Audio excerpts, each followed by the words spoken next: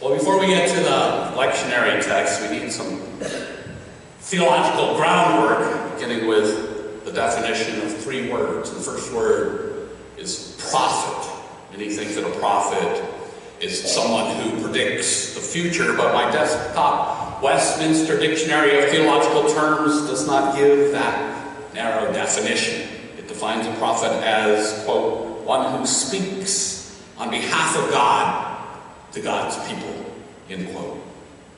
In order to know if someone is a prophet, we also need to have an understanding of God and God's characteristics so we can gauge whether someone is speaking on behalf of God. And my desktop theological dictionary defines God as, quote, the supreme being who is creator and ruler of the universe, end quote.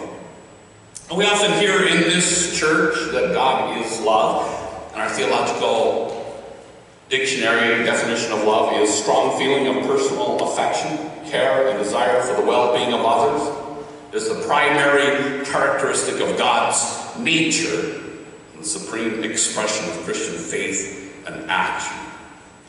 Well, given those three dictionary definitions I just provided, we can understand that a prophet speaks on behalf of God when their words or actions have the characteristic of love.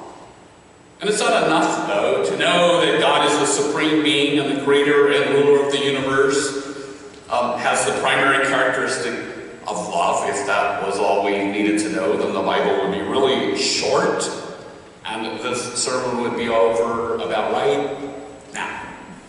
But because of the infinite ways in which life unfolds and the vast amount of unknowns and wonder of creation, we are constantly trying to both experience God and understand how to be a part of the experience of God, to be blessed and blessings in the complexity of life. And that quest involves finding and following prophets precisely because they speak on behalf of God to God's people. We hope that prophets can help us as God's people to both be blessed by God and be a blessing from God. That's the ideal of Jesus' way. And one of the biggest hurdles to being on Jesus' way in our day and age is that we have to somehow come to the conclusion that God and speakers on God's behalf exist or not. Basically, we ask ourselves, how do we know those definitions from my dictionary are true? We want proof of a supreme being, a creator, a ruler of the universe, and even of love. And we want to know how to prove people in the Bible or in our lives are speaking on God's behalf. In short, we ask, how do we know God exists? And how do we know when someone's words or actions speak for God? A number of modern Christians argue that we don't need proof, only faith, and by faith they tend to mean belief in the statements in the Bible and religious tradition, regardless of objective evidence to the contrary.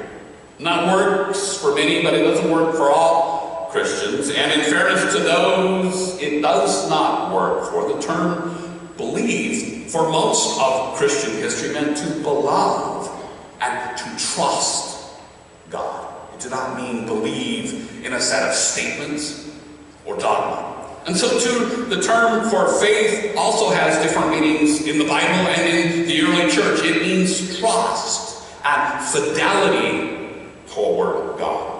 And so belief and faith, biblically speaking, need not conflict with use of reason and objective facts to understand God. We do not need to leave off reasoning when we consider the topic of God.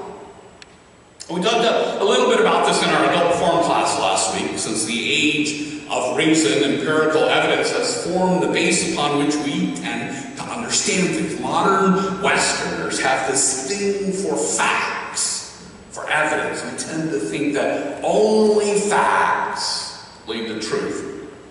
And the theology known as fundamentalism came into existence relatively recently when the age of reason caused people to insist on empirical evidence, objectively verifiable facts to find truth. Fundamentalism subjectively declares statements in the Bible as literally true and supreme evidence that supersedes contrary objective facts and logic. And this line of thinking Bible statements cannot be challenged, not even by objective proof. Challenges to the Bible became challenges to God. They're heresy and sin. But ironically, no author in the Bible states their work is infallible or that they must be read literally and as such are meant to serve as empirical evidence that supersedes logic and facts.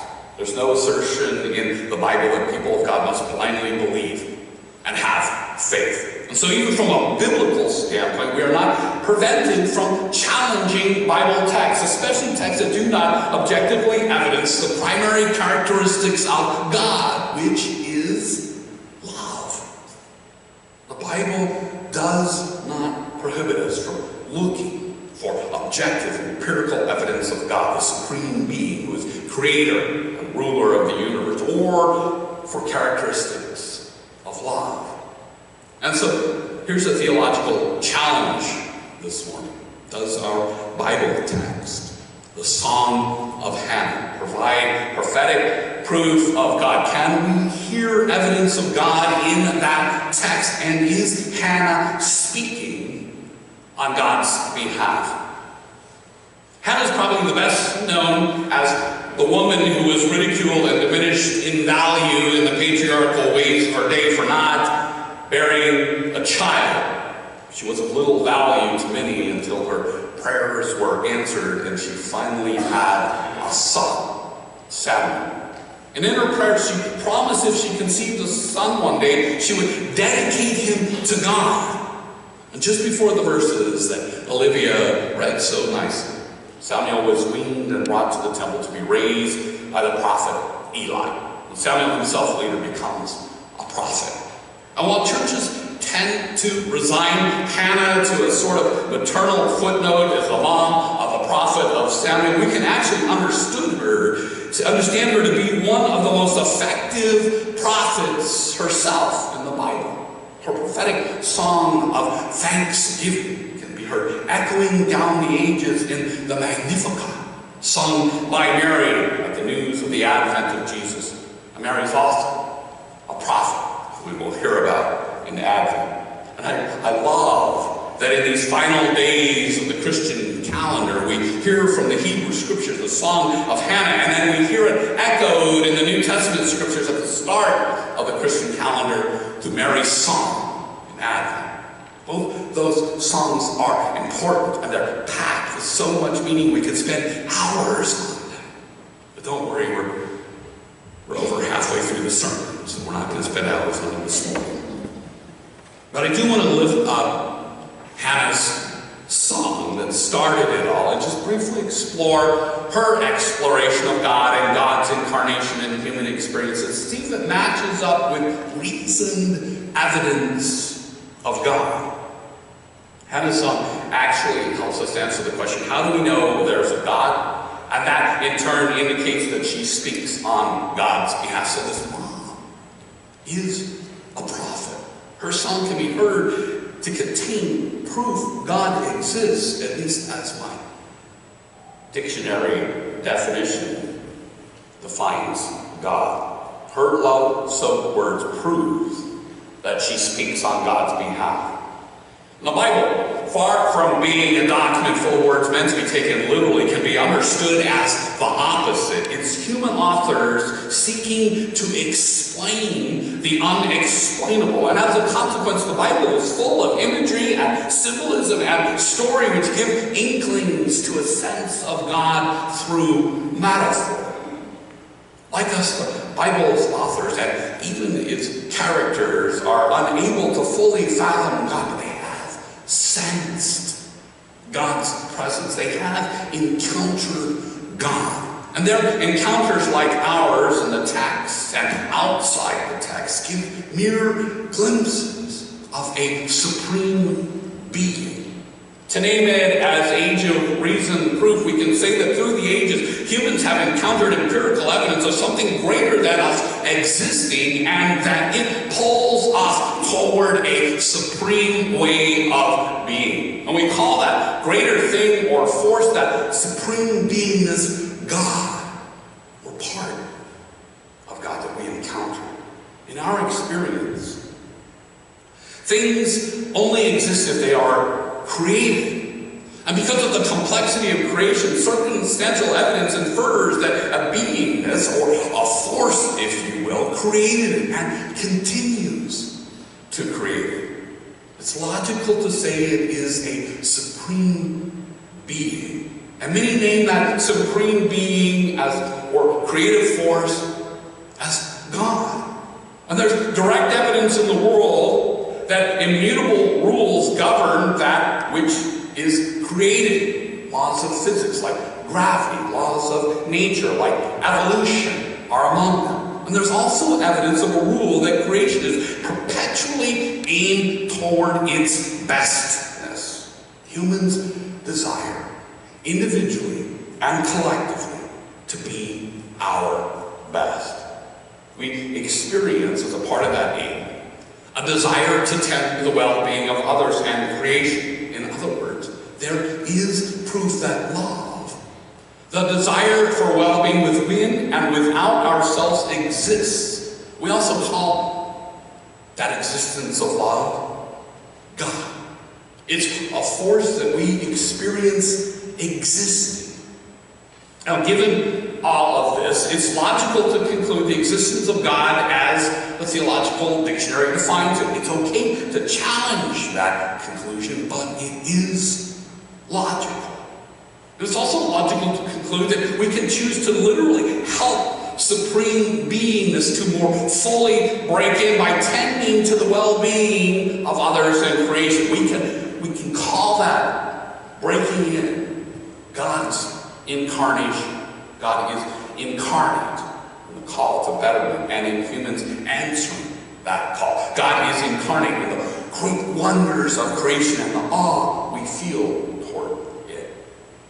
Humans have a heightened sense of God's incarnation when we focus on God in prayer, in word, in music, and others, in creation, in stillness, and in actions and events, accidental or intentional. And Hannah has such experiences. Her story includes, like many of our stories, times of trouble and rescue from trouble. She also sets out in her song times of acting to rescue, that is, securing well-being. And it's important to note as we move toward Thanksgiving that Hannah is particularly experiencing God in a time of gratitude as she stops and focuses on the provision of well-being and awe in our existence, her existence, the being, as Paul tells us, is God. We can hear a great deal of Hannah observing evidence of her experiencing God. We know she's praying and connecting with God. The text tells us Hannah prayed and said, "My heart exults in the Lord. My strength is exalted by my God. There's no holy one like the Lord. No, beside you there's no rock like our God." And we know that Hannah is praying in response to the wonder of creation that she has experienced personally and in her own pregnancy and in the life of her child, but also in the sense of awe in it all as she refers to God's presence and the thunder in heaven and refers to creation's wonders. For the pillars of the earth are the Lord's, and on them He has set the world, she sings. Her song is full of words that echo the sense of supreme being God, in the sense of awe in creation, but also in the sense of the ruler and creator's call toward the supreme way of being. We feel it in the story. Knowing Hannah was in trouble, being ridiculed and oppressed, we desire better for her. God in us calls us to that and inviting, vibrates in Hannah's song still. Such longing is God's immutable rule that calls humanity to seek well-being for all. In Hannah's song, we sense God in her words about being rescued and in her words of thanksgiving. But most of Hannah's song is not about her. It is particularly prophetic because she speaks of the God of love who calls us to desire and then to act on the desire, to rescue the oppressed. And we know it is God because the beckoning of betterment and the action toward it are incarnations of the divine. Most of Hannah's song is about challenging and changing wrong choices by those who interfere with the well-being of others. It's about oppressors being stopped from oppressing due to God's call to supreme being as being acted out and desired. It's about seeking justice, loving kindness, and walking humbly with God. She sings about talking no more so very proudly. Let not arrogance come from your mouth. She sings about our actions mattering to God. She sings the bows of the mighty are broken, feeble gird on strength. Those who were full have hired themselves out for bread, but those who were hungry are fat with spoil. The Lord makes poor and makes rich. He brings low, he also exalts. He raises up the poor from the dust. He lifts the needy from the ash to make them sit with princes and inherit the seal of honor. All of that and much of the rest of the psalm point to God's desires and God's tending to the well-being of others, especially by siding with the end of oppression. In Hannah's song, we can hear God as the supreme being, creator and ruler. In her words, the very definition of God is met. And we also know that we have experienced the God she speaks of, and we can be a part of the experience of God when we act toward our supreme being, both as a force and as a way of existence. We can hear in Hannah's song, God is still speaking to us. Her song is proof, objective, empirical evidence that God is the supreme being, creator, ruler, and love itself, and that we are blessed and can be a blessing. Hannah's song is one of gratitude, for sure, but it is also a song full of good news in this, the age of reason. And for that, we can also give